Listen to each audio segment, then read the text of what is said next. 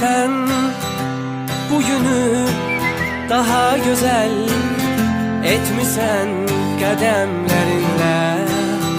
Arzular səslənir senin doğum günündə.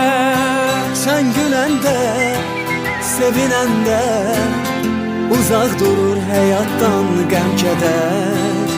Yaxşı ki dünyaya bugün göz açmısan sen. Bütün sevənlər səni gözlədi, hər anı, hər günü, ötən hər dəqiqəni söyləsin.